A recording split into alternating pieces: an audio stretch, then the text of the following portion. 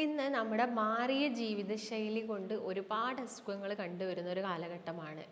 ഇപ്പോൾ നോക്കുകയാണെങ്കിൽ ജീവിതശൈലി രോഗങ്ങളിൽ തന്നെ നമ്മൾ പ്രത്യേകം പറയാറുണ്ട്. ഇപ്പോൾ ഡയബറ്റിസ്, ഫാറ്റി ലിവർ, അതുപോലെ തന്നെ കൊളസ്ട്രോള്, ഇങ്ങനെയുള്ള പ്രശ്നങ്ങളൊക്കെ ഒരുപാട് ആളുകൾ കണ്ടുവരുന്നുണ്ട്. അതുപോലെ തന്നെ അവരിതിന് വേണ്ടിയിട്ട് ഒരുപാട് കാലങ്ങളായിട്ട് മെഡിസിൻസ് ഒക്കെ കഴിക്കുന്നുണ്ട്. അതുപോലെ തന്നെ ഇന്ന് ആളുകളിൽ കണ്ടുവരുന്നൊരു നമസ്കാരം, ഞാൻ ഡോക്ടർ ഭാഗ്യ, Q1B ഹെൽത്ത് കെയറിലെ ആയുർവേദ ഡോക്ടറാണ്. ഇന്ന് നമ്മുടെ മാറിയ ജീവിതശൈലി കൊണ്ട് ഒരുപാട് അസുഖങ്ങൾ കണ്ടുവരുന്ന ഒരു കാലഘട്ടമാണ്. ഇപ്പോൾ നോക്കുകയാണെങ്കിൽ ജീവിതശൈലി രോഗങ്ങളിൽ തന്നെ നമ്മൾ പ്രത്യേകം പറയാറുണ്ട്. ഇപ്പോൾ ഡയബറ്റിസ്, ഫാറ്റി ലിവർ, അതുപോലെ തന്നെ കൊളസ്ട്രോള്, ഇങ്ങനെയുള്ള പ്രശ്നങ്ങളൊക്കെ ഒരുപാട് ആളുകൾ കണ്ടുവരുന്നുണ്ട്. അതുപോലെ തന്നെ അവരിതിന് വേണ്ടിയിട്ട് ഒരുപാട് കാലങ്ങളായിട്ട് മെഡിസിൻസ് ഒക്കെ കഴിക്കുന്നുണ്ട്. അതുപോലെ തന്നെ ഇന്ന് ആളുകളിൽ കണ്ടുവരുന്നൊരു ബുദ്ധിമുട്ടാണ് അവരുടെ വയറ് സംബന്ധമായിട്ടുള്ള അസുഖങ്ങൾ. ഇപ്പോൾ പ്രത്യേകം നോക്കുകയാണെങ്കിൽ IBS ഒക്കെ നിങ്ങളെല്ലാവരും വളരെ കോമൺ ആയിട്ട് കേൾക്കുന്ന ഒരു അസുഖമാണ്. ചിലപ്പോൾ നമ്മളിൽ പലർക്കും ഇത് ഉണ്ടാവും, പക്ഷെ നമുക്കത് മനസ്സിലാവില്ല അത് IBS ആണോ അല്ലെങ്കിൽ മറ്റെന്തെങ്കിലും അസുഖങ്ങളാണോ എന്നുള്ള കാര്യങ്ങളൊക്കെ നമുക്ക് മനസ്സിലാക്കാനുള്ള ബുദ്ധിമുട്ടുകളൊക്കെ ഉണ്ടാവാറുണ്ട്. അപ്പം IBS എന്ന് പറയുന്നത് ഇറിറ്റബിൾ ബവൽ സിൻഡ്രോം ആണ്. അതായത് നമ്മുടെ ബവൽ വല്ലാത്ത രീതിയിലൊന്ന് ഇറിറ്റേഷൻ ഉണ്ടാവുന്നു നമ്മുടെ ബവലിന്. ഇങ്ങനെ ബവലിന് ഇറിറ്റേഷൻ ഉണ്ടാവാൻ ഒരുപാട് കാരണങ്ങളുണ്ട്. അപ്പം ഈ ഒരു IBS പോലെ തന്നെ ഇന്ന് കോമൺ ആയിട്ട് കണ്ടുവരുന്ന മറ്റൊരു കണ്ടീഷനാണ് അൾസറേറ്റീവ് കൊളൈറ്റിസ് എന്ന് പറയുന്നത്. ആ ഒരു പേരിൽ തന്നെ പറയുന്നുണ്ട്, കൊളൈറ്റിസ് ആണ്, അൾസറേറ്റീവ് ആണ്. അതായത് ഒരു അൾസർ ഫോർമേഷൻ ആണ് കോളോണിൽ.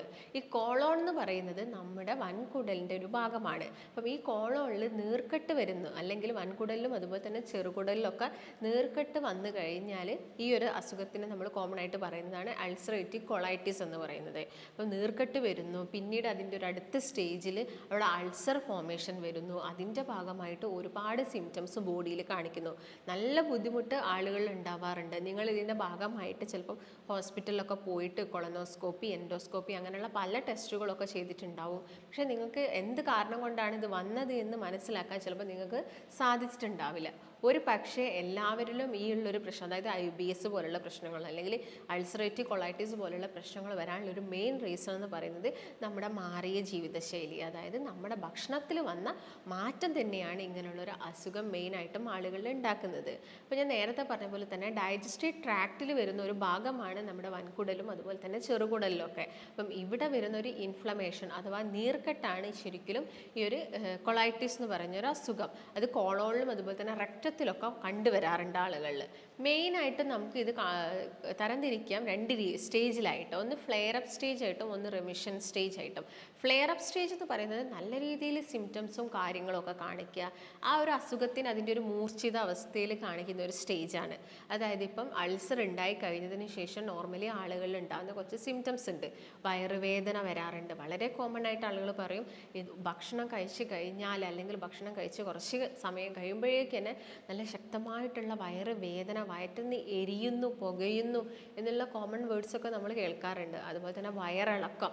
നിങ്ങളിപ്പം ഭക്ഷണം കഴിച്ചു, ആ ഡൈജഷൻ ആവുന്നതിൻ്റെ മുൻപ് തന്നെ നിങ്ങൾക്ക് ടോയ്ലറ്റിൽ പോകണം എന്നുള്ള ടെൻഡൻസി വരിക, ടോയ്ലറ്റിൽ ഇടയ്ക്കിടയ്ക്ക് പോവുക. എന്ത് കഴിച്ചാലും ടോയ്ലറ്റിൽ പോകുന്ന ആളുകൾ നമുക്കറിയാം. IBS ഉള്ള ആളുകളിൽ വളരെ കോമൺ ആണ് എന്ത് കഴിച്ചാലും ടോയ്ലറ്റിൽ പോവുക. അല്ലെങ്കിൽ നിങ്ങൾ ടോയ്ലറ്റിൽ പോയി കഴിഞ്ഞാൽ നിങ്ങളൊരു സാറ്റിസ്ഫൈഡ് അല്ല, നിങ്ങൾക്ക് സ്റ്റിൽ ഇനിയും പോകണം എന്നുള്ള ടെൻഡൻസിയൊക്കെ വരുന്ന ആളുകളുണ്ട്. അതുപോലെ തന്നെ ഈ ഒരു കൊളൈറ്റിസിൽ അതിൻ്റെ ഒരു ഫ്ലെയർ അപ്പ് സ്റ്റേജിൽ വയറിളക്കം നല്ല രീതിയിൽ കാണാം. ഇങ്ങനെ വയറ്റിന്ന് പോകുന്ന സമയത്ത് ചിലപ്പം അതിനകത്ത് ബ്ലഡ് മിക്സ് ചെയ്തിട്ട് പോകുന്നത് കാണാം, ഇല്ലെങ്കിൽ പസ് മിക്സ് ചെയ്തിട്ട് പോകുന്നതൊക്കെ കാണാൻ സാധിക്കും. അപ്പോൾ ഈ ഒരു വയറുവേദന നല്ല ബുദ്ധിമുട്ട് ആളുകളിൽ ഉണ്ടാക്കാറുണ്ട്. കാരണം ഇത് മൂലം അവർക്ക് ചിലപ്പോൾ മറ്റൊരു ഫുഡ് കഴിക്കാനോ വെള്ളം കുടിക്കാനോ ഒക്കെ ഉള്ള ബുദ്ധിമുട്ടാണ് വളരെ കോമൺ ആയിട്ട് ഇവർ പറയുന്നത്. എന്നാൽ റിമിഷൻ സ്റ്റേജ് എന്ന് പറയുന്ന സമയത്ത് ഇത് പെട്ടെന്നൊരു മൂർച്ഛിതാവസ്ഥയിലെത്തി പിന്നെ അത് മെല്ലെ കുറഞ്ഞു വരുന്ന ഒരു കണ്ടീഷനാണ് റിമിഷൻ സ്റ്റേജ്. അപ്പോൾ ഈ ഒരു രണ്ട് സ്റ്റേജിലും നമ്മൾ കഴിക്കേണ്ട ഒരുപാട് ഭക്ഷണങ്ങളുണ്ട്, നമ്മൾ മാറ്റി നിർത്തേണ്ട ചില ഭക്ഷണങ്ങളുണ്ട്. അതെന്തൊക്കെയാണെന്ന് നോക്കാം. ചിലപ്പോൾ നിങ്ങൾക്ക് ഇങ്ങനെയുള്ള ബുദ്ധിമുട്ടുകളൊക്കെ വന്നിട്ടുണ്ടാവും. അങ്ങനെയാണെങ്കിൽ നിങ്ങൾ ഈ കാര്യങ്ങളൊക്കെ പ്രത്യേകം ശ്രദ്ധിക്കുക. അപ്പോൾ ഞാൻ നേരത്തെ പറഞ്ഞ പോലെ തന്നെ ചില കാരണങ്ങളിൽ വരുന്ന ഒരു മാറ്റർ എന്ന് പറയുന്നത്, ഒന്ന് നമ്മുടെ മാറിയ ഭക്ഷണ രീതിയാണ്. മറ്റൊന്നെന്ന് പറയുന്നത്, നിങ്ങൾ കണ്ടിന്യൂസ് ആയിട്ട് ചിലപ്പം ഒരുപാട് കാലം മെഡിസിൻസ് ഒക്കെ കഴിച്ച ആളുകളാണെങ്കിൽ, എന്തെങ്കിലും അസുഖത്തിന് വേണ്ടിയിട്ട് മരുന്ന് കഴിച്ചിട്ടുള്ള ആളുകളാണെങ്കിലും ഇങ്ങനെയുള്ള ഒരു ബുദ്ധിമുട്ട് നിങ്ങൾക്ക് വരാനുള്ള ചാൻസസ് ഉണ്ട്. മറ്റൊന്നെന്ന് പറയുന്നത്, ചില ആളുകളിൽ പാരമ്പര്യമായിട്ട് ഇങ്ങനെ കണ്ടുവരാറുണ്ട്. അപ്പോൾ മെയിനായിട്ടുള്ള 3 റീസൺസ് എന്ന് പറയുന്നത് ഈ പറഞ്ഞ 3ആണ്. ഭക്ഷണ രീതിയിൽ വരുന്നത്, അതുപോലെ തന്നെ പാരമ്പര്യമായിട്ട് കണ്ടുവരുന്നുണ്ട്. ചിലപ്പോൾ കണ്ടിന്യൂസ് ആയിട്ട് കുറേ കാലം എന്തെങ്കിലും മെഡിസിൻസ് കഴിച്ചിട്ടും നിങ്ങൾക്ക് ഈ ഒരു ബുദ്ധിമുട്ട് വരാനുള്ള ചാൻസസ് കൂടുതലാണ്. പിന്നെ നിങ്ങളുടെ ഭക്ഷണത്തിൽ നല്ല രീതിയിൽ നിങ്ങൾ ആദ്യം മുതലേ പ്രോബയോട്ടിക്സും കാര്യങ്ങളൊന്നും കഴിക്കാതെ കൂടുതലായിട്ടും ഈ ജങ്ക് ഫുഡ് അല്ലെങ്കിൽ ഫാസ്റ്റ് ഫുഡ് കഴിക്കുക, ഒരു ക്രമം തെറ്റിയ ഒരു ലൈഫ് സ്റ്റൈൽ ഫോളോ ചെയ്യുക. അതായത് കറക്റ്റ് സമയത്ത് നിങ്ങൾ ഫുഡ് കഴിക്കുന്നില്ല, നിങ്ങൾ നന്നായിട്ട് ചവച്ചരച്ച് കഴിക്കുന്നില്ല, ഈ കഴിക്കുന്ന സമയത്ത് ധാരാളം വെള്ളം കുടിക്കുന്നില്ല, ഇങ്ങനെയുള്ള പ്രശ്നങ്ങളൊക്കെ നമ്മളിൽ പലരും ചെയ്യാറുണ്ട്. അപ്പോൾ ഇതിൻ്റെ ഭാഗമായിട്ട് നിങ്ങൾക്ക് പെട്ടെന്ന് തന്നെ ഈ ഒരു അസുഖം വരണമെന്നില്ല. നിങ്ങൾക്ക് ചിലപ്പോൾ കുറച്ച് കാലം കഴിഞ്ഞാലായിരിക്കും ഈ ഒരു അസുഖം വരുന്നത്. അപ്പോൾ എന്ത് വന്നാലും ഇങ്ങനെ ഒരു ഫ്ലെയർ അപ്പ് സ്റ്റേജ് ഉണ്ടായാൽ നിങ്ങൾക്ക് ശക്തമായിട്ടുള്ള വയറുവേദന, കാരണം നിങ്ങൾക്ക് ഒന്നും കഴിക്കാൻ പറ്റില്ല, അതൊരു കാര്യം. എന്നാലും നിങ്ങൾ കഴിക്കുന്ന സമയത്ത് കൂടുതലും ലിക്വിഡ് ഡയറ്റ് നോക്കുക. ലിക്വിഡ് ഡയറ്റ് എന്ന് പറയുമ്പോൾ കൂടുതലും വെള്ളം ഉള്ള ഒരു ഭക്ഷണം. വെള്ളമുള്ള ഭക്ഷണം നമുക്ക് എല്ലാവർക്കും അറിയാം, അത് കഞ്ഞി തന്നെയാണ്. അപ്പോൾ കഞ്ഞി കഴിക്കുന്നുണ്ടെങ്കിൽ നിങ്ങൾ കൂടുതലായിട്ടും അതിലെ അരി കുറയ്ക്കുക. എന്നിട്ട് എന്ത് ചെയ്യുക, വെള്ളത്തിൻ്റെ അളവ് കൂട്ടിയെടുക്കുക. അപ്പോൾ ഈ ഒരു സ്റ്റേജിൽ, ആ ഒരു സ്റ്റേജ് നമുക്ക് പെട്ടെന്ന് തന്നെ സ്പെസിഫൈ ചെയ്യാൻ വേണ്ടി സാധിക്കും. അപ്പോൾ ആ ഒരു സ്റ്റേജിൽ മാക്സിമം നിങ്ങൾ കഞ്ഞി പോലുള്ള ഭക്ഷണങ്ങൾ കഴിക്കുക. അപ്പം കഞ്ഞിയിൽ നിങ്ങൾക്ക് വേണമെങ്കിൽ ചുക്ക് ആഡ് ചെയ്യാവുന്നതാണ്. അല്ലെങ്കിൽ ത്രികടു എന്ന് പറയും, ആയുർവേദത്തിൽ ത്രികടു എന്ന് പറയുന്നത് 3 ഔഷധങ്ങൾ വരുന്നതാണ്. ഈ 3 ചുക്ക്, അതുപോലെ തന്നെ തിപ്പല്ലി വരുന്നുണ്ട്, കുരുമുളക്, ഇത് 3 കൂടി വരുന്നതാണ്. അപ്പോൾ ഇത് 3 കൂടി നിങ്ങൾക്ക് മിക്സ് ചെയ്തിട്ട് വേണമെങ്കിൽ കഞ്ഞി എടുക്കാവുന്നതാണ്. അത് അല്ലെങ്കിൽ നിങ്ങൾക്ക്, നമ്മളിപ്പോൾ ആയുർവേദത്തിൽ നോക്കുകയാണെങ്കിൽ പഞ്ചകോല ചൂർണ്ണമൊക്കെ അവൈലബിൾ ആണ്. അപ്പോൾ നമുക്ക് പഞ്ചകോല ചൂർണ്ണം, അതുപോലെ ഇന്ദുപ്പ് നമുക്ക് ആഡ് ചെയ്യാം. ഇതൊക്കെ ആഡ് ചെയ്തിട്ട് നമുക്ക് ആ കഞ്ഞി എടുക്കാവുന്നതാണ്. പക്ഷേ എപ്പോഴും നിങ്ങൾ ഈ പഞ്ചകോല ചൂർണ്ണം അല്ലെങ്കിൽ ഈ ത്രികടു ഒക്കെ ആഡ് ചെയ്യുമ്പോൾ ഒരു ഡോക്ടറിൻ്റെ നിർദ്ദേശം എപ്പോഴും എടുക്കേണ്ടതാണ്. നിങ്ങൾക്ക് തോന്നിയ അളവിലൊന്നും അതിൻ്റെ അകത്തേക്ക് വാരിയിട്ടിട്ട് കഞ്ഞി കുടിക്കാനൊന്നും പാടില്ല. അപ്പോൾ എന്താണെങ്കിലും അതിൻ്റെ ഒരു നിർദ്ദേശം നിങ്ങൾ എടുക്കണം. അതുപോലെ തന്നെ നിങ്ങൾക്ക് എടുക്കാവുന്ന മറ്റൊരു കൂടുതലും വെള്ളമുള്ളതെന്ന് പറയുന്നത് മോരാണ്. നമുക്ക് എല്ലാവർക്കും അറിയാം, മോര് നമ്മുടെ ബോഡീനെ കുറച്ചും കൂടി ഒന്ന് കൂൾ ചെയ്യാൻ വേണ്ടിയിട്ട് സഹായിക്കുന്നുണ്ട്. അപ്പോൾ മോരൊക്കെ ആണെങ്കിൽ പ്രത്യേകം ശ്രദ്ധിക്കുക, വെണ്ണ മാറ്റിയ മോര് നിങ്ങൾ ആ ഒരു ഫ്ലെയർ അപ്പ് സ്റ്റേജിൽ കഴിക്കുക. വെണ്ണ നീക്കം ചെയ്തിട്ട് ആ മോര് നിങ്ങൾക്ക് എടുക്കാവുന്നതാണ്. അപ്പോൾ നിങ്ങൾ മോരിലാണെങ്കിൽ പ്രത്യേകം നിങ്ങൾ വേറെ ഒന്നും ആഡ് ചെയ്യേണ്ട ആവശ്യകതയില്ല. അതുപോലെ തന്നെ ഈ ഒരു സമയങ്ങളിൽ നിങ്ങൾ ഹെവി ആയിട്ടുള്ള ഭക്ഷണങ്ങൾ ഒഴിവാക്കണം. ഹെവി ഭക്ഷണങ്ങൾ ഒഴിവാക്കുക. കൂടുതലും മസാല ഐറ്റംസ് ഒന്നും നിങ്ങൾ, അതായത് നിങ്ങൾ എടുക്കാനേ പാടില്ല. നിങ്ങൾ ആ ഒരു സ്റ്റേജ് അത് വല്ലാതെ വേറൊരു അവസ്ഥയിലും കാര്യങ്ങളിലൊക്കെ എത്തിക്കാനുള്ള ചാൻസസ് ഉണ്ട്. ഓൾറെഡി ഈ ഒരു സ്റ്റേജിൽ നിങ്ങൾക്ക് നല്ല രീതിയിൽ വെയിറ്റ് ലോസ് ഉണ്ടായിരിക്കും. നിങ്ങളെ വെയിറ്റ് ഒരുവിധം കംപ്ലീറ്റ് ആയി, നിങ്ങൾ എന്ത് കഴിച്ചാലും ചിലപ്പോൾ നിങ്ങളെ തടിക്ക് പിടിക്കില്ല. നിങ്ങൾക്ക് നല്ല രീതിയിൽ വെയിറ്റ് ലോസ് ഉണ്ടായിരിക്കും. അതിൻ്റെ ഭാഗമായിട്ട് നിങ്ങൾക്ക് വിളർച്ച അഥവാ അനീമിയ വരാനുള്ള ചാൻസസ് വളരെ കൂടുതലാണ്. ഞാൻ നേരത്തെ പറഞ്ഞ പോലെ ലൂസ് മോഷൻ, വയറുവേദന, ഇങ്ങനെയുള്ള പ്രശ്നങ്ങളൊക്കെ ഈ ഒരു ഫ്ലെയർ അപ്പ് സ്റ്റേജിലാണ് കൂടുതലായിട്ടും കണ്ടുവരുന്നത്.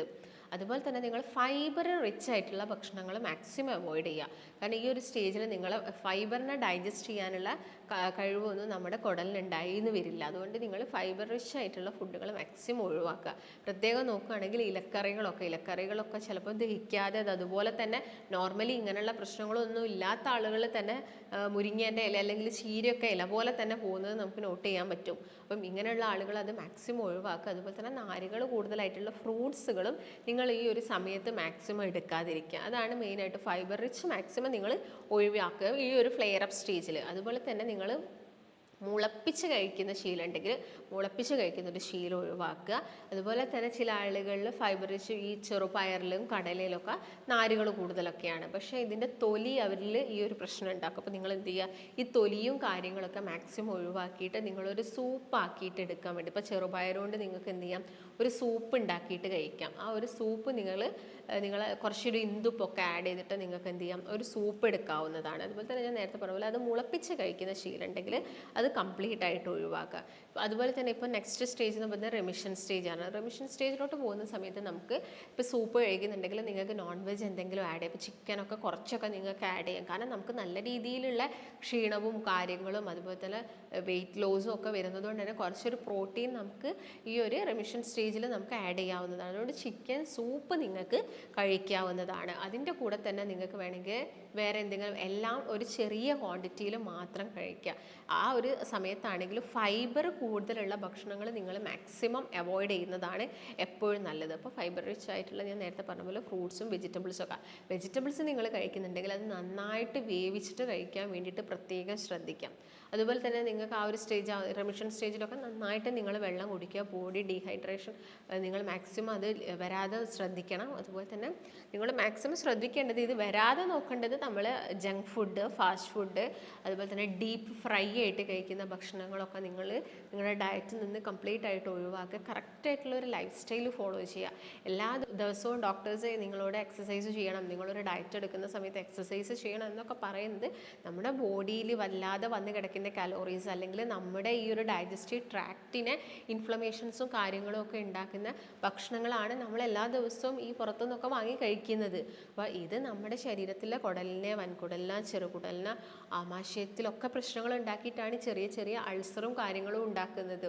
വളരെ കോമൺ ആയിട്ട് ഇങ്ങനെയുള്ള ആളുകൾക്ക് ഈ ആസിഡിറ്റീൻ്റെ പ്രശ്നങ്ങളുണ്ടാവും. ഹൈപ്പോ അസിഡിറ്റി അല്ലെങ്കിൽ ഹൈപ്പർ അസിഡിറ്റി എന്ന് പറഞ്ഞ 2 സ്റ്റേജിലൂടെ ചിലപ്പോൾ അവർ കടന്നു പോയേക്കാം. ഇതൊക്കെ നമ്മൾ കഴിക്കുന്ന ഭക്ഷണത്തിൽ വരുന്ന മാറ്റങ്ങൾ കൊണ്ടാണ്. അപ്പോൾ നിങ്ങൾ എന്ത് കഴിക്കുന്ന സമയത്ത് ഞാൻ പറഞ്ഞ പോലെ തന്നെ ആദ്യം നിങ്ങളൊരു കറക്റ്റായിട്ടുള്ള ലൈഫ് സ്റ്റൈൽ ഫോളോ ചെയ്യണം. വെയിറ്റ് നിങ്ങൾക്ക് കൂടുന്നുണ്ടെന്ന് മനസ്സിലാക്കുന്ന സമയത്ത് തന്നെ നിങ്ങൾ സ്റ്റാർട്ട് ചെയ്യുക, എക്സസൈസ് സ്റ്റാർട്ട് ചെയ്യുക. അതുപോലെ തന്നെ മാക്സിമം നിങ്ങളുടെ വീട്ടിൽ കുക്ക് ചെയ്ത ഭക്ഷണങ്ങൾ കഴിക്കാൻ വേണ്ടിയിട്ട് നോക്കുക.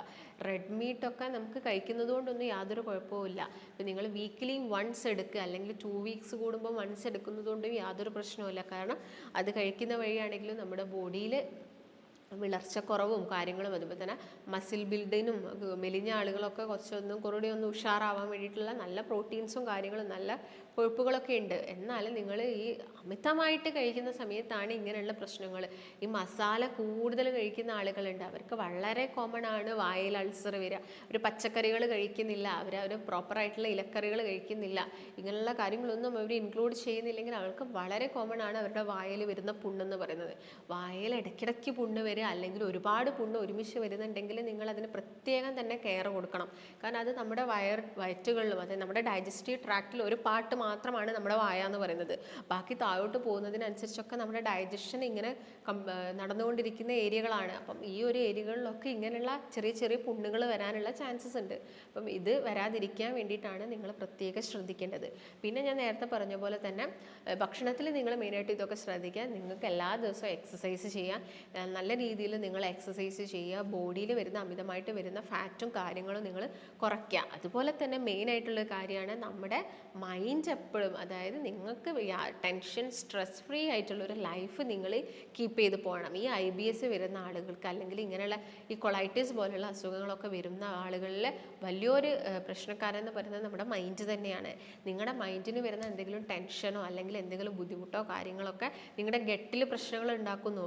നിങ്ങളെ ഗട്ട് ഓക്കെ അല്ലെങ്കിൽ നിങ്ങളുടെ ഗട്ട് ഓക്കെ അല്ലെങ്കിൽ ആദ്യം നിങ്ങൾക്ക് പ്രശ്നം വരുന്നത് നിങ്ങളുടെ മൈൻഡിലാണ്. നിങ്ങൾക്കത് വല്ലാത്ത അതായത് ചിലപ്പോൾ നിങ്ങൾക്ക് എന്തെങ്കിലും ഒരു ടെൻഷനും കാര്യങ്ങളും ഉണ്ടായിരിക്കും.